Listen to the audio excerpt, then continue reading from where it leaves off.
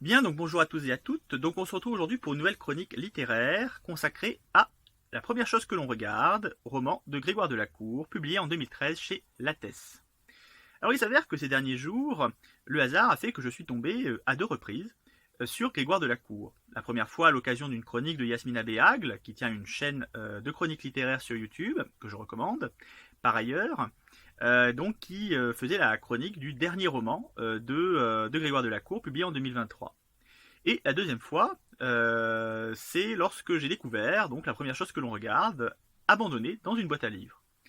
Abandonné, et peut-être pas sans raison, vous allez le comprendre via ma chronique. Donc ce roman, qui est le troisième roman de Grégoire Delacour, publié dans la foulée de la liste de mes envies qui avait fait connaître l'auteur, l'auteur qui s'est imposé en quelques années comme un des faiseurs de best-sellers de la littérature française contemporaine. Et ce troisième roman avait fait pas mal de bruit à sa sortie. Bon, d'une part parce que c'était le roman donc de l'auteur de La liste de mes envies, qui a été adapté au cinéma par ailleurs, mais également car Scarlett Johansson, qui apparaît dans l'ouvrage, avait porté plainte pour un usage abusif de son image, une plainte pour laquelle elle a été déboutée. Et moi personnellement, je ne comprends pas trop pourquoi, parce qu'effectivement, un roman aussi nul, la mettant en scène, c'est quand même une atteinte à son image. Heureusement, bon, c'est que Grégoire Delacour, mais quand même, c'est effectivement assez triste d'avoir un roman aussi nul. Voilà, c'est des choses qui arrivent. Même si Scarlett Johansson n'est pas une actrice que je trouve remarquable, mais elle ne méritait pas cela. Donc voilà pourquoi est-ce que le livre a fait un peu parler de lui à sa sortie. Et donc Grégoire Delacour, comme je le disais, effectivement, est devenu un peu la coqueluche, le chouchou d'un certain nombre de lecteurs et d'un certain nombre de critiques médiatiques. C'est un faiseur un peu à la manière de Musso et Lévy, mais très sincèrement, Musso et Lévy sont des Victor Hugo à côté de Grégoire Delacour. Très sincèrement. Donc ce roman en tout cas est d'une profonde nullité, je ne vais pas le cacher. De quoi parle-t-il? On va quand même faire un petit peu un bref résumé, il n'y a pas grand-chose à en dire en fait. Eh bien, une femme qui ressemble beaucoup à Scarlett Johansson. Est-elle Scarlett Johansson? Ne l'est-elle pas? Je préciserai cela dans ma chronique, je ne vais pas divulgacher grand-chose, mais vous allez vite le comprendre. Donc une femme qui ressemble beaucoup à Scarlett Johansson se présente chez un garagiste du nord de la France, appelé Arthur Dreyfus. Voilà, elle frappe à sa porte, et s'avère que cet Arthur Dreyfus, oh quelle chance, eh bien est un obsédé des seins, voilà, de la poitrine des femmes. C'est la première chose qu'il regarde, donc le titre. Voilà, et bien sûr, vous comprendrez, si la femme ressemble à Scarlett Johansson, comme deux gouttes d'eau, eh bien, elle a quand même des atouts, voilà, à faire valoir, en tout cas aux yeux d'Arthur Dreyfus. Donc voilà, donc, comment le roman commence et en fait voilà comment le roman avance, parce que le roman va pas aller sur autre chose. Ces deux personnages étrangement assortis vont passer plusieurs jours ensemble. Voilà, donc la pseudo Scarlett Johansson va plonger dans la vie totalement nulle du garagiste. Et le garagiste va écouter cette pseudo Scarlett Johansson raconter sa vie assez nulle également. Voilà. Et cela pendant donc à peu près 200 et quelques pages. C'est à peu près tout. Tout ce qu'il y a à en dire. Il se passe rien dans le roman. Jusqu'à une fin qui est totalement incongrue. Voilà, incongrue. C'est-à-dire que pendant tout le livre, on a l'impression d'être dans un épisode des Bronzés. À peu près, c'est ce niveau-là d'humour. Bon, pourquoi pas, j'ai envie de dire. Mais à la fin, c'est Hamlet, quoi. La fin, c'est du Shakespeare. Enfin, c'est du Shakespeare. C'est une pseudo-imitation, oui, il y a le côté dramatique, tragique du Shakespeare, mais pas du tout la langue, évidemment, ni la portée du verbe. Non, non, c'est juste totalement l'inverse, en fait, de tout ce qu'était le livre avant, vous voyez. C'est une étrange réunion des deux, mais bon, visiblement, l'auteur ne savait pas comment conclure. Donc, il a fallu qu'il mette une fin grandiloquente, totalement ridicule. Donc, écoutez, voilà pour le résumé. Et pour ma chronique, je vous avais déjà un petit aperçu. C'est profondément nul. Voilà, c'est le livre. Vous voyez, depuis le début du lancement, on va dire, de ma chaîne, j'étais pas tombé sur un gros flop, vous voyez, un gros truc nul. Mais en même temps, j'avais pas chroniqué des bouquins d'auteurs, de best-sellers, édités dans de grandes maisons d'édition françaises. Donc, ça m'évitait de tomber sur des trucs vraiment trop nuls. Et là, c'est absolument infâme. C'est une bouse littéraire. Vraiment. À la limite, c'est presque pire que en Go. Vous voyez? Presque. Je dis presque parce que quand même en Go c'est une pointure, mais là, on est presque dans du pire. Pour plein de raisons. Déjà au niveau de la langue. Alors, c'est catastrophique. Tout est catastrophique dans la langue. Déjà, on a vraiment, vous savez, les phrases toutes prêtes. Du genre, elle avait les yeux gris comme la pluie. Vous voyez, des trucs qu'on a lu mais 1 milliard de fois. Des formules banales, mais d'une banalité affligeante. Voilà, ça c'est ce qu'on a à peu près au moins une fois par page. Mais à la limite, c'est pas encore le pire. Le pire de ce livre, ça reste le name dropping. Alors, le name dropping, c'est cette tendance de certains auteurs contemporains en particulier de citer des noms. De citer des noms, de citer des marques aussi, etc. Bon. Alors, c'est vrai que c'est une mode contemporaine, il y a des auteurs qui le font souvent, bon, comme Houellebecq fait souvent cela, à citer les marques. Mais là, vous avez à peu près 30 noms de personnalités connues, ou plus ou moins connues, par page. Dès qu'il y a une comparaison, c'est par rapport à une personnalité connue. Alors, par exemple, vous avez le mécanicien, sa description, c'est « Il ressemblait à Ryan Gosling en mieux ». Voilà. Bon, déjà, c'est étrange ça, mais bon, admettons. Et vous avez une scène de sexe. Alors, attention, scène de sexe, oula, c'est très très mormon, quoi. Hein. Mais enfin, vous avez une scène de sexe qui occupe l'ouvrage. Il y a quasiment rien, en fait, dans cette scène de sexe. Par contre, l'auteur va réussir à placer Gainsbourg, il va réussir à placer Amélie Nothomb. Alors, c'est fort, hein, quand même, de placer Amélie Nothomb dans une scène de sexe. Mais il va placer Amélie Nothomb, quand même à 2 reprises. Voilà, donc... il va placer aussi, je sais plus, une autre chanteur, je sais plus si c'est pas Barbara, enfin il va placer comme ça pas mal de monde dans sa scène de sexe. Et c'est une catastrophe, c'est-à-dire qu'il ne peut jamais faire une comparaison par rapport à quelque chose qui n'est pas un acteur, un chanteur, une célébrité plus ou moins connue, parce que le livre a terriblement vieilli, hein, il y a des célébrités qui ne le sont déjà plus, enfin... Je sais pas si quelqu'un aujourd'hui va se souvenir peut-être je sais pas, de Harry Roselmack. Peut-être que certains s'en souviennent, enfin je veux dire ceux qui l'ont connu de ma génération, mais des jeunes de 20 ans, non, ils vont peut-être pas le connaître, quoi. Il a disparu des écrans de télé quand même.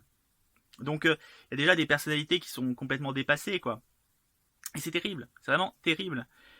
Et l'auteur fait du name dropping parce qu'il n'a pas de langue en fait. Il est incapable de décrire quelqu'un, il est incapable de mettre des mots sur une description, il met un nom. C'est une question de facilité. Je déteste ça d'ailleurs, hein. C'est vraiment quelque chose que je hais dans la littérature. C'est les personnes qui écrivent en faisant référence à quelqu'un qui existe déjà. Du style, effectivement, Jean ressemblait, je sais pas, à Jean-Jacques Goldman, quoi. C'est de la merde. C'est-à-dire que non, tu décris. T'es un écrivain, tu décris.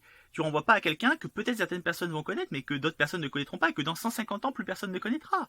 Enfin, je veux dire, à un moment donné, si Victor Hugo avait agi comme ça, en prenant des célébrités de son temps pour les coller sur ses personnages, aujourd'hui, son bouquin, ce serait une abstraction, quoi. Il faudrait mettre les photos des célébrités en question à côté pour qu'on puisse avoir une idée de ce à quoi ça correspond. Non, c'est affligeant. Donc le name dropping, un autre problème de ce bouquin. Il y a aussi le pseudo-humour à base de procédés affligeants. Par exemple, je citais le cas du mécanicien qui ressemble à Ryan Gosling en mieux. Là, vous voyez, c'était Piclès. Les Piclès, c'est ce qui suit un nom, hein, dans la mythologie, notamment les dieux grecs ou romains ont souvent une épiclèse, comme ça, Jupiter tonnant, hop, par exemple. Donc ok, pourquoi pas. Et là, vous avez cette épiclèse, donc, qui ressemble à Ryan Gosling en mieux, qui revient à chaque fois qu'il est question du mécanicien, ou des mains du mécanicien, ou du pif du mécanicien. C'est une sorte de manière... C'est pseudo-humoristique, bien évidemment. L'objet l'objet de cette épiclèse est que ce soit humoristique. C'est juste lourd, et c'est pas drôle. Enfin, 2 fois, 3 fois, mais 10 fois, 15 fois, ça devient pesant, c'est barbant. C'est terriblement barbant. Donc non, c'est insupportable, de la même manière que les parenthèses qui nous prennent pour des cons. C'est-à-dire qu'il est obligé de mettre entre parenthèses des précisions. Par exemple, à un moment donné, vous avez un peintre, il met entre parenthèses la date de naissance, la date de mort, dont on se contrefiche d'ailleurs, ça n'a absolument aucun intérêt dans le propos, mais il nous met ça entre parenthèses dans le texte, et c'est pas le pire, à un moment donné, il met entre parenthèses 3-4 lignes qui sont pompées sur Wikipédia, de la description d'un gars, qui sont pompées sur Wikipédia, quoi. Parce qu'en plus, c'est assumé, hein. C'est-à-dire que le gars, il a pompé des anecdotes qui sont prises directement sur Wikipédia. Il n'y a même pas des trucs vraiment originaux, quoi. C'est d'ailleurs pour ça que Scarlett Johansson a été déboutée de sa plainte, parce qu'il n'y avait rien dans le bouquin qui ne provenait pas de Wikipédia, et donc qui était déjà connu de tout le monde, quoi. Donc voilà, et on sent effectivement que c'est du Wikipédia, c'est-à-dire qu'il y a des trucs, c'est vraiment des citations Wikipédia, quoi. Hein. À un moment donné, il cite les films de Scarlett Johansson, il a pris la liste des films qui sont présents sur la page Wikipédia de Scarlett Johansson et il te les a balancés comme ça, quoi. C'est de la décalque. Et ça, je déteste aussi ces auteurs qui pompent sur Wikipédia et ils font rien, mais rien pour intégrer les informations qu'ils ont de façon subtile. Bien évidemment qu'il y a des informations qui vont être sur Wikipédia, mais je veux dire, tu présentes pas dans ton bouquin les trucs comme c'est présenté sur Wikipédia. C'est pas possible, ça. Donc, c'est du foutage de gueule. Donc là, vraiment, c'est encore une plaie. Au-delà de ça, c'est écrit à la vache t'en fous, quoi. C'est atroce. Enfin, la scène de sexe, comme je disais, outre les noms qui s'alignent comme ça et qui te refroidissent vite fait, il met aussi sa preach d'ailleurs dans la scène de sexe. Bon, on comprendra un peu, c'est un truc un peu humoristique que les plus anciens d'entre nous connaîtront sans doute, mais les plus jeunes seront perdus. Mais voilà, dans cette scène de sexe, il n'y a rien, quoi. On sent qu'il n'y a pas de langue. Le gars, c'est un ancien publicitaire et il a que des slogans, des phrases toutes prêtes, des noms, et sorti de ça, il n'y a rien, quoi. Il n'y a rien. Je suis désolé. C'est pas du tout ni érotique, ni drôle, ni rien du tout. Donc vraiment, c'est problématique. Et l'intrigue. Alors, l'intrigue, écoutez, il n'y a rien, voilà. C'est-à-dire que le livre n'a en fait rien choisi. C'est-à-dire qu'il aurait pu être, à la limite, érotique. Pourquoi pas, hein, ça aurait pu faire un livre sensuel, chaud, quoi. Mais il le fait pas.